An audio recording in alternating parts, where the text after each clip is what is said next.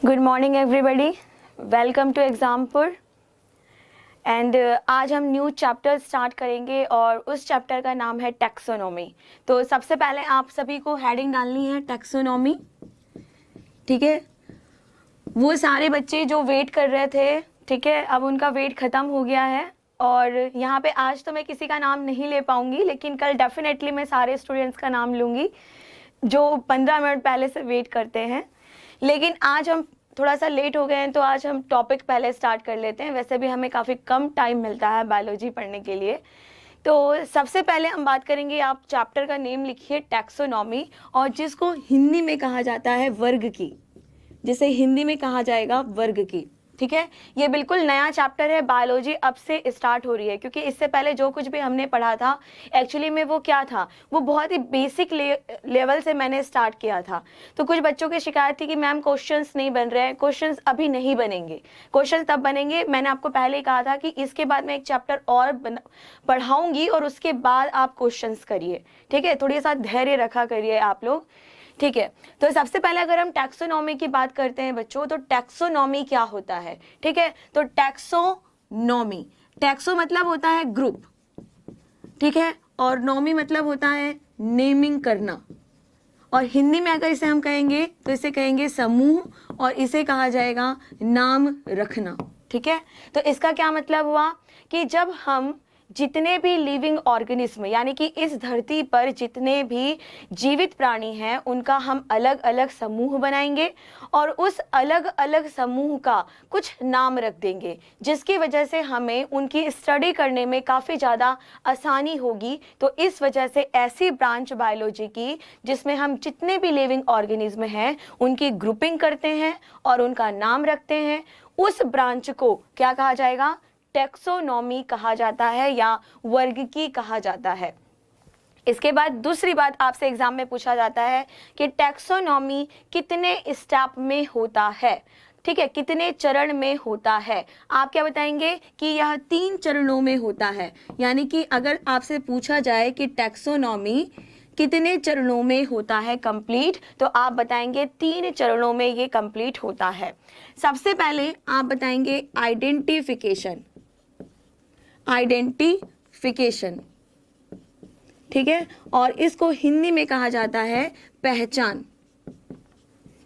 दूसरे नंबर पे आता है क्लासिफिकेशन, क्लासिफिकेशन, और इसको हिंदी में कहा जाता है वर्गीकरण, वर्गीकरण।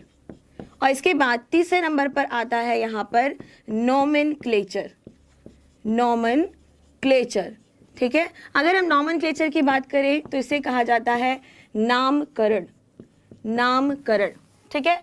तो अगर आपसे पूछा जाए कि टैक्सोनॉमी की 3 स्टेप कौन सी है, 3 प्रोसेस कौन से हैं जिनसे चरणबद्ध तरीके से अगर देखा जाए तो वो क्या होगा। सबसे पहले होता है आइडेंटिफिकेशन, दूसरा होता है क्लासिफिकेशन, तीसरा होता है नोमेनक्लेचर। तो एक्चुअली में ये क्या है, देखो इतने सारे लिविंग ऑर्गेनिज्म हैं, ठीक है, उनका हमें क्या करना है, सबसे पहले आइडेंटिफिकेशन करना है।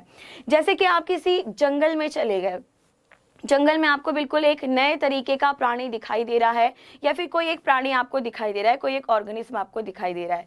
तो अगर वो पहले से आपने देखा है, उसको पहचाना है, तो कोई दिक्कत नहीं है। लेकिन अगर कोई ऐसा ऑर्गेनिज्म जो आपने पहली बार देखा, ठीक है, आपने पहली बार देखा और उसकी स्पॉटिंग की, स्पॉटिंग मतलब कि वो कहाँ दिखाई दे रहा है, ठीक, वो कितने बजे दिखाई दे रहा है, कहाँ रह रहा है, और बार बार वो आंखों के सामने क्या हो रहा है, आपको दिखाई दे रहा है, तो आपने सबसे पहले पहचान किया कि इस पर्टिकुलर स्पीशीज को, इस पर्टिकुलर ऑर्गेनिज्म को मैंने पहले कभी नहीं देखा है और अब हमें क्या करना है, इसके बारे में ज़्यादा जानना है। इसके बाद आपने क्या किया, क्लासिफिकेशन किया, यानी उसका वर्गीकरण किया कि वह किसके जैसा दिखाई देता है। क्या वो 4 पैरों से चलता है या 2 पैरों से चलता है, वह उड़ता है या फिर वो तैरता है, ठीक है, वो किस तरीके से, उसकी पूंछ है या फिर उसके शरीर में लंबे लंबे बाल हैं, इस तरीके से, यानी वो पानी में रह रहा है, वो जमीन में रह रहा है। इस वजह से आपने क्या किया, उसका आपने विभिन्न तरीके से क्लासिफिकेशन किया, यानी कि उसका वर्गीकरण किया। इसके साथ साथ आप क्या देख रहे हो कि वो किसके जैसा, किसके समरूप दिखाई दे रहा है, किसके, उसकी सिमिलरिटी किस पर्टिकुलर ग्रुप की तरफ है। इसके बाद हुआ नोमेनक्लेचर, जब आपने उसका डिफरेंट तरीके से वर्गीकरण यानी क्लासिफिकेशन कर लिया और आपने क्या देखा कि अब हमने आइडेंटिफिकेशन कर लिया है, क्लासिफिकेशन कर लिया है, तो उसके बाद उसका रखा जाता है नाम और इस नाम को कहा जाता है साइंटिफिक नेम। अगर हम बात करें साइंटिफिक नेम की, तो अगर आप प्लांट्स का नाम रखते हैं तो उसे कहा जाता है बॉटेनिकल नेम या फिर वनस्पति नाम। लेकिन आप अगर यही नाम किसी जंतु का रखते हैं, किसी एनिमल का रखते हैं, तो आप उसे कहते हैं एनिमल नेम, यानी कि आप उसको हिंदी में क्या कहेंगे, जंतु नाम। ठीक है, यहाँ तक क्लियर हुआ। तो सबसे पहले आपका एग्जाम में पूछा जाएगा कि उस बायोलॉजी की ब्रांच बताओ जिसमें हम डिफरेंट तरह के ऑर्गेनिज्म का क्लासिफिकेशन करके उनकी ग्रुपिंग बना के उनका नाम रखते हैं। तो आपका आंसर आएगा टैक्सोनॉमी यानी कि वर्ग की। नेक्स्ट क्वेश्चन आपसे पूछा जाएगा कि टैक्सोनॉमी कितने स्टेप में होती है। आप बताएंगे यह 3 स्टेप में होती है। पहला होता है आइडेंटिफिकेशन, पहचान करना, दूसरा है क्लासिफिकेशन यानी वर्गीकरण करना, और तीसरा होता है नोमेनक्लेचर यानी कि उसका नामकरण करना। इसके बाद आपके एग्जाम में पूछा जाता है एक और क्वेश्चन कि इसको आप असेंडिंग ऑर्डर में लगाइए, यानी कि आप किस तरीके से कौन कौन से प्रोसेस करेंगे उस तरीके से आप लगाएं। तो सबसे पहले आपको पता है आइडेंटिफिकेशन, फिर आप क्या करेंगे क्लासिफिकेशन, और सबसे लास्ट में आप करते हैं नोमेनक्लेचर। जो आपका यहाँ पे सबसे ज़्यादा इम्पॉर्टेंट है वो है क्लासिफिकेशन, जो आपका मोस्ट इम्पॉर्टेंट है, और उसके बाद इम्पॉर्टेंट है नोमेनक्लेचर। आइडेंटिफिकेशन से आपके ऊपर कोई क्वेश्चन नहीं आता क्योंकि इसमें एक्चुअली में कोई क्वेश्चन बनता ही नहीं है। आइडेंटिफिकेशन यानी कि जो आपको फ्रिक्वेंटली दिखाई दे रहा है, प्रोबेबिलिटी आपको दिखाई दे रही है कि कब आ रहा है, कब जा रहा है, कितने टाइम वो दिखाई दे रहा है, तो इसके ऊपर आपके क्वेश्चंस नहीं आते। सबसे ज़्यादा क्वेश्चन आपका क्लासिफिकेशन के ऊपर आता है और नोमेनक्लेचर के ऊपर आता है। तो सबसे पहले आप हेडिंग लिखिए classification of different living organism. ठीक है, तो सबसे पहले आपका जो नया यहाँ पे सब टॉपिक स्टार्ट होगा वो कहाँ से स्टार्ट होगा, क्लासिफिकेशन यानी कि वर्गीकरण से स्टार्ट होता है। तो सबसे पहले आप यहाँ पे लिखिए क्लासिफिकेशन, क्लासिफिकेशन, और आप हिंदी में इसको क्या कह रहे हैं, वर्गीकरण, वर्गीकरण। यहाँ तक सभी को समझ आया? ठीक है, मैं बिल्कुल ठीक हूँ विजय, थैंक यू। आप सभी पढ़ने में ध्यान लगाएं अभी इस टाइम पे। अगर हम बात करते हैं क्लासिफिकेशन की, तो क्लासिफिकेशन क्या है, ठीक है, मैंने आपको पहले ही बताया। इसके बाद यहाँ पर एक नए साइंटिस्ट का नाम आता है और उन साइंटिस्ट का नाम है कार्ल लीनियस, कार्ल लीनियस। ठीक है, और आप सभी ने इनका नाम बहुत अच्छे से सुना होगा। अगर हम कार्ल लीनियस की बात करें तो कार्ल लीनियस ने बहुत सारी पुस्तकें लिखी थी, ठीक है, जिसमें से सबसे इंपॉर्टेंट बुक का नाम है सिस्टेमा नेचुरी, और उसके बाद है सिस्टेमा प्लांटेरम, या फिर आप कह सकते हो general plantarum and species plantarum. ठीक है, लेकिन जो सबसे इंपॉर्टेंट बुक है जो इन्होंने लिखी थी उसका नाम है सिस्टेमा नेचुरी, सिस्टेमा नेचुरी। ठीक है, तो सबसे पहले आपसे बुक पूछा जाएगा कि टैक्सोनॉमी के ऊपर लिखी हुई पहली बुक कौन सी है जो इतनी ज़्यादा पॉपुलर हुई थी। आप क्या बताएंगे, सिस्टेमा नेचुरी। देखो हिंदी मीडियम के बच्चे आप ध्यान दें, आप यहाँ पे इंग्लिश में ही नोट करें क्योंकि इसके लिए कोई अलग से वर्ड नहीं है, और एक्चुअली में ये एक लैटिन वर्ड से बना हुआ है, क्योंकि जो कार्ल लीनियस थे वो लैटिन वर्ड का ज़्यादा यूज़ करते थे, उनकी जो मातृभाषा थी वो लैटिन थी, तो इस वजह से यहाँ पे आप इंग्लिश में ही लिखेंगे सिस्टेमा नेचुरी, जो एक्चुअली में लैटिन वर्ड है, ये दोनों लैटिन वर्ड। ठीक है, अब कार्ल लीनियस ने क्या काम किया, एक बुक लिखी सिस्टेमा नेचुरी, और इस बुक के अंदर जितने भी तरह के लिविंग ऑर्गेनिज्म थे उनको डिवाइड करके रख दिया। अब सिस्टेमा नेचुरी में उन्होंने क्या काम किया, इस तरीके से उन्होंने यहाँ पर 2 ग्रुप बनाए। पहला ग्रुप का नाम था प्लांट किंगडम, प्लांट किंगडम, ठीक है, और हिंदी में इसको कहा जाता है पादप जगत, पादप जगत। और इसी तरीके से यहाँ पे आप क्या देखोगे, एक दूसरा किंगडम बनाया जिसका नाम था एनिमल किंगडम, ठीक है। और अगर हम एनिमल किंगडम की बात करें, इसको हम हिंदी में क्या लिखेंगे, जंतु जगत, जंतु जगत, ठीक है। इसका क्या मतलब हुआ कि कार्ल लिनियस ने एक बुक लिखी और इस बुक के अंदर इन्होंने दो तरीके की कैटेगरी बनाई। किंगडम मतलब होता है जगत, साम्राज्य, एक बड़ा सा ग्रुप, जिसके अंदर सबसे पहले उन्होंने लिखा प्लांट किंगडम और दूसरे नंबर पे उन्होंने लिखा एनिमल किंगडम। अगर हम प्लांट किंगडम की बात करते हैं बच्चों, तो प्लांट किंगडम में आप क्या रखेंगे, जितने भी तरह के प्लांट हैं उनको आप यहाँ पे रख दीजिए। और एनिमल किंगडम में आप क्या करोगे, जितने भी तरह के एनिमल्स हैं उनको आपने इस ग्रुप के अंदर रख दिया। तो इस तरह का क्लासिफिकेशन, जहाँ पे आप क्या देख रहे हैं, दो तरीके का ग्रुप बना है, दो तरीके का किंगडम बना है, इसको कहा जाएगा टू किंगडम क्लासिफिकेशन। इस तरह के जो क्लासिफिकेशन होंगे उनको कहा जाता है टू किंगडम क्लासिफिकेशन, क्लासिफिकेशन, ठीक है। और हिंदी में इसको क्या कहा जाएगा, दो जगत का वर्गीकरण, दो जगत का वर्गीकरण, ठीक है। अब जब कार्ल लिनियस ने इतना कुछ काम किया, पहली चीज सिस्टेमा नेचुरी, उन्होंने एक बुक लिखी और ये क्या है, बुक का नाम है, पुस्तक का नाम है, ठीक है। और इसके अंदर क्या काम किया उन्होंने, दो डिफरेंट किंगडम बनाए, ठीक, जिसको क्या कहा जा रहा है, टू किंगडम क्लासिफिकेशन। इस वजह से जो कार्ल लिनियस है उनको क्या ऑनर दिया गया, कार्ल लिनियस को कहा गया father of taxonomy, father of taxonomy, ठीक है। और हिंदी मीडियम वाले बच्चे क्या लिखेंगे यहाँ पर, वर्गकी के जगत या जनक या पिता, या फिर इसके अलावा आप क्या लिख सकते हो, वर्गीकरण के जनक या पिता, ठीक है। तो सबसे पहले आप यहाँ पे इतने में ही सबसे पहले कौन सा क्वेश्चन बनेगा, who is the father of taxonomy या who is the father of classification, यानी कि वर्गीकरण के या वर्गीकी के पिता कौन है। आपका आंसर तुरंत क्या आना चाहिए, कार्ल लिनियस, ठीक है। सेकंड क्वेश्चन पूछा जाएगा, टू किंगडम क्लासिफिकेशन किसने दिया था, आप अगेन क्या बताएंगे, कार्ल लिनियस। नेक्स्ट क्वेश्चन आपसे पूछा जाएगा, टैक्सोनॉमी के ऊपर लिखी हुई पहली बुक, फर्स्ट बुक कौन सी होती है, आप क्या बताएंगे यहाँ पे, सिस्टेमा नेचुरी, सिस्टेमा नेचुरी, ठीक है। अब इसके बाद नेक्स्ट आपसे क्या क्वेश्चन पूछा जाएगा कि कार्ल लिनियस ने पहली बुक कौन सी लिखी, देन अगेन सिस्टेमा नेचुरी। इसके बाद आपसे क्या पूछा जाएगा कि सभी प्लांट्स को कहाँ पे रखा गया और सभी एनिमल्स को कहाँ पे रखा गया, जो कि बहुत ही नॉर्मल क्वेश्चन है। अब इसके बाद आप क्या देख रहे हो कि लेकिन इसके बाद जब इसके आगे हम बढ़े तो इसके बाद हम देखेंगे कि कुछ ऐसे तरह के प्लांट्स और कुछ ऐसे तरह के एनिमल्स या फिर कुछ ऐसे तरह के ऑर्गेनिज्म हैं जिनको आप ना तो एनिमल किंगडम में रख सकते हो, ना ही आप प्लांट किंगडम में रख सकते हो।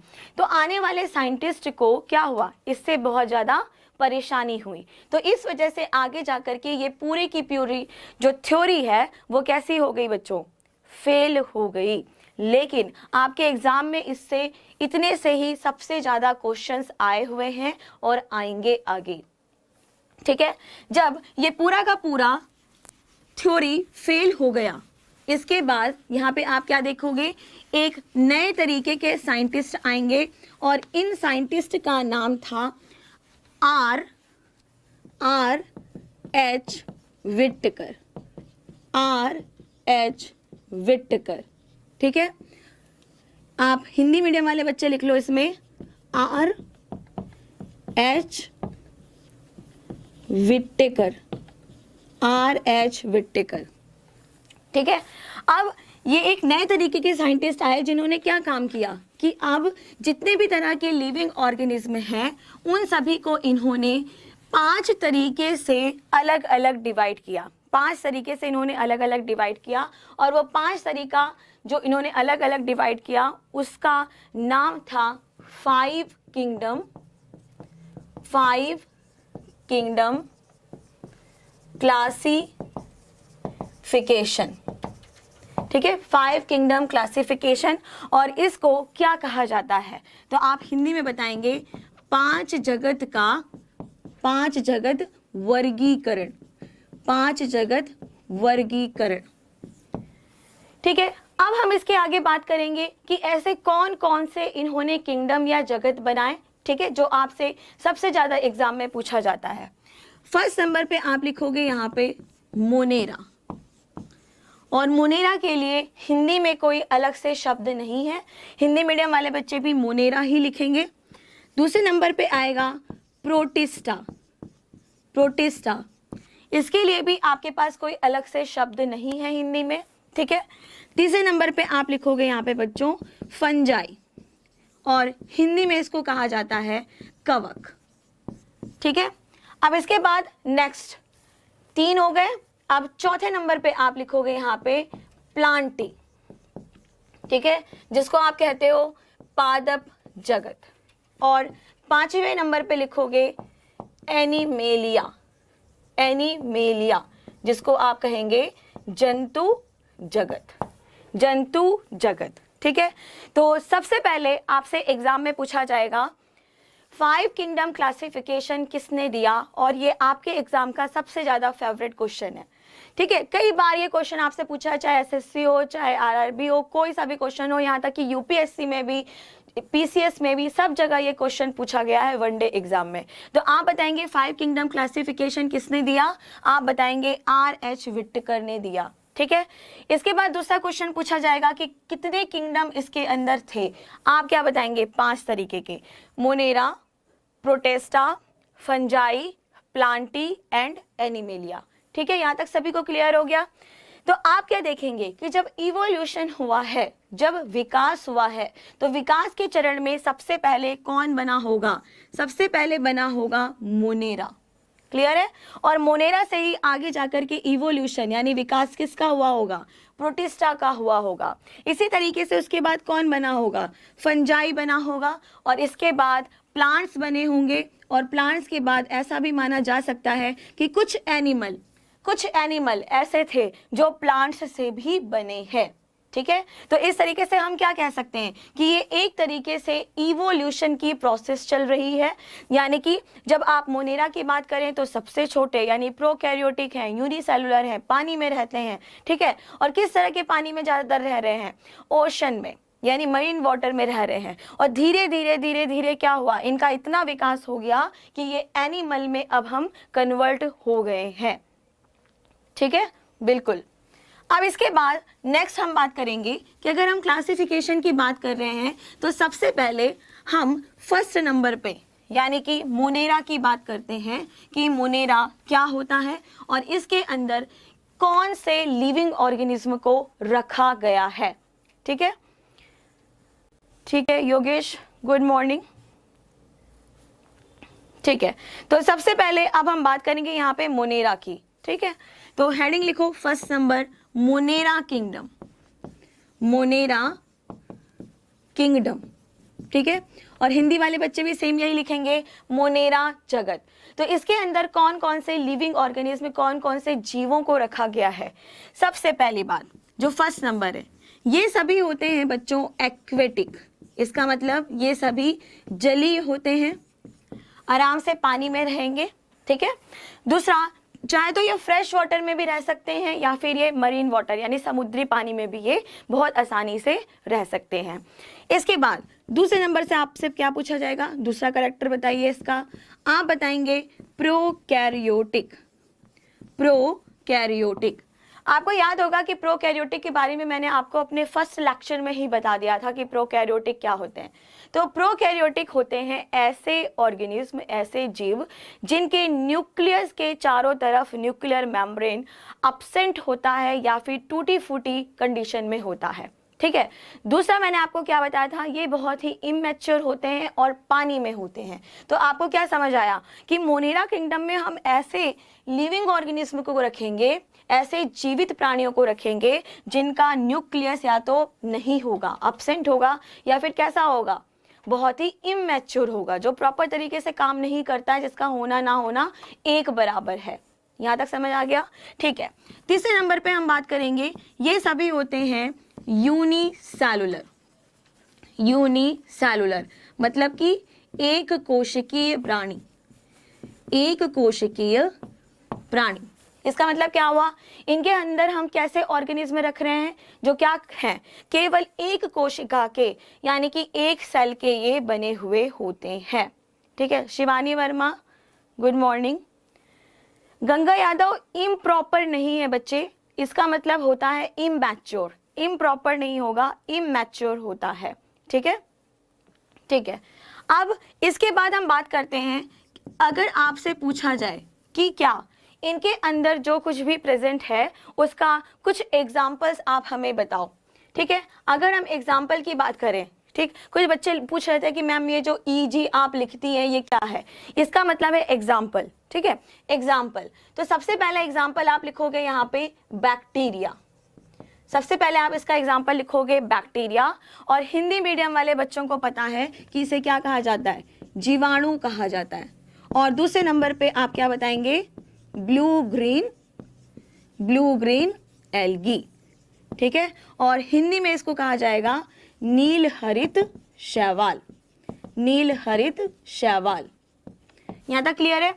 अगर आपसे पूछा जाए कि मोनेरा के अंदर हम किस तरह के लिविंग बीइंग को रखेंगे, तो सबसे पहले ये एक्वेटिक होने चाहिए, दूसरे नंबर पे प्रोकैरियोटिक होने चाहिए, तीसरे नंबर पे यूनिसेलुलर यानी कि एक कोशिकीय प्राणी होने चाहिए। अब इसके बाद आपसे पूछा जाता है इसका एग्जाम्पल, जैसे कि आपसे एग्जाम्पल पूछ लेगा बैक्टीरिया किस किंगडम से बिलोंग करता है, यानी किस जगत से संबंधित है। इसी तरीके से आपसे क्या पूछ लेगा, ब्लू ग्रीन एल्गी किस जगत से यानी किस किंगडम से रिलेट करता है, तो आपको पता होना चाहिए किससे रिलेट कर रहा है, ये मोनेरा से रिलेट कर रहा है। तो आप क्या करेंगे, तुरंत मोनेरा के ऊपर टिक लगा करके आ जाएंगे। इसके बाद कई बार आपसे एग्जाम में ये भी पूछा जाता है कि अगर हम मोनेरा की बात कर रहे हैं या फिर हम पर्टिकुलर बैक्टीरिया की बात कर रहे हैं, तो क्या बैक्टीरिया के अंदर सेल वॉल होती है या नहीं होती है। ठीक है, तो आप सभी क्या बताएंगे कि बैक्टीरिया के अंदर सेल वॉल होती है। ज्यादातर मोस्टली सभी बैक्टीरिया के अंदर क्या होगा, सेल वॉल होगी। मैंने यहाँ पे सभी नहीं कहा है, मैंने यहाँ पे कहा है मोस्टली बैक्टीरिया। ठीक है, मोस्टली बैक्टीरिया में क्या होगा, सेल वॉल होता है।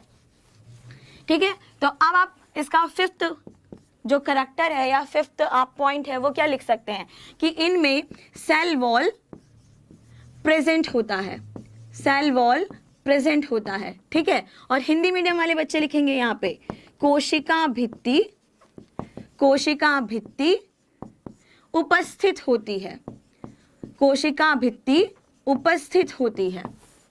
यहां तक बात समझ आ गई। ठीक है, इसके बाद आपसे क्वेश्चन पूछा जाता है कि इनके अंदर किस तरीके का न्यूट्रिशन यानी कि किस तरीके का पोषण होता है, किस तरीके का पोषण होगा इसके अंदर।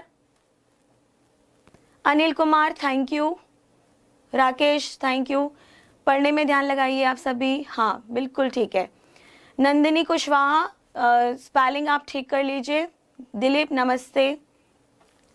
ठीक है, अब इसके बाद सिमरन थैंक यू, हिंदी इंग्लिश दोनों में पढ़ा रही हूँ, बिल्कुल सही बात है। ठीक है, अब आप इसके बाद लिखिए सेल वॉल प्रेजेंट होता है यानी कोशिका भित्ति उपस्थित होती है, और इनके अंदर जो न्यूट्रिशन होगा बच्चों वो किस तरीके का होता है। ठीक है, अगर हम न्यूट्रिशन की अगर हम बात करते हैं तो न्यूट्रिशन को कहा जाता है पोषण।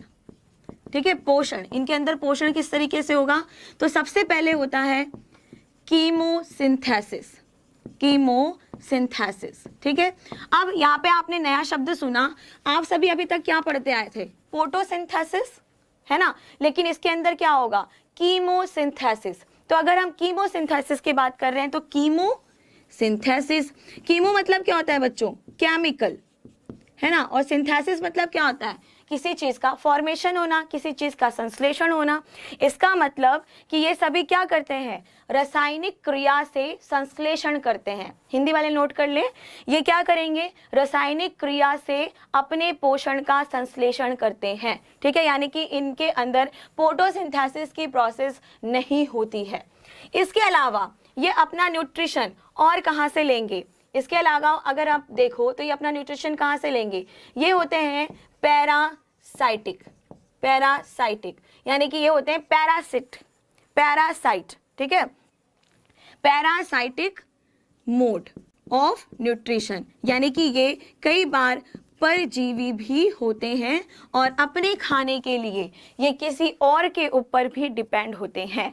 जैसे कि या तो ये होंगे अपने आप खाना बना रहे हैं, ठीक है, केमिकल्स की सहायता से, जैसे कि ब्लू ग्रीन एल्गी, और बैक्टीरिया भी हो सकता है कुछ। लेकिन अगर हम पैरासिटिक मोड की बात करें तो इसका क्या मतलब हुआ, परजीवन। आपने कई बार सुना होगा कि हमारे पेट के अंदर बहुत सारी बैक्टीरिया हो जाती है। अगर हम ब्रश रोज नहीं करते हैं, हमारे मुंह से स्मेल आ रही है, इसका मतलब हमारे मुंह के अंदर क्या हो गया, बैक्टीरिया है, जिसकी वजह से स्मेल आ रही है। ठीक है, तो आप क्या देख रहे हो कि आपके मुंह के अंदर अगर बैक्टीरिया है तो इसका मतलब क्या, आपके मुंह के अंदर तो वो रह रहा है, आपके पेट के अंदर वो रह रहा है। दूसरा, जो आपके दांतों में क्या लगा हुआ है, छोटे छोटे से जो भी आपने रात का खाना खाया है उसके ऊपर वो पार्टी भी कर रहा है ना, मतलब वो खा पी करके वहां पे अपना तंदुरुस्त है। ठीक है, तो आप क्या देख रहे हो कि कुछ तो ऐसे हैं जो कीमोसिंथेसिस कर रहे हैं, यानी कि अपने केमिकल से, रासायनिक क्रिया के द्वारा अपने भोजन का संश्लेषण कर रहे हैं, या फिर वो परजीवी हैं, परिजीवन कर रहे हैं, किसी के ऊपर खाने के लिए और रहने के लिए बिल्कुल टोटली जिम्मेदार, यानी किसी और के ऊपर डिपेंड होते हैं। तो उनको क्या कहा जाएगा, पैरासिटिक मोड ऑफ न्यूट्रिशन और पैरासाइट्स। ठीक है, तो आपने क्या देखा कि मोनेरा किंगडम के ये हैं पूरे के पूरे फीचर्स, यानी कि लक्षण और उसके एग्जाम्पल। ठीक है बच्चों, आज का टाइम हो गया है इतना ही। ठीक है, और कल हम इसके आगे बात करेंगे, इसके आगे का जो किंगडम है। ठीक है, अगर इसके बाद मैं आपसे बार बार कहती हूँ कि अगर आपको कोई भी लेक्चर हमारा अच्छा लगता है तो उसको ज़्यादा से ज़्यादा आप शेयर करिए, ज़्यादा से ज़्यादा आप उसको शेयर करिए। ठीक है, थैंक यू।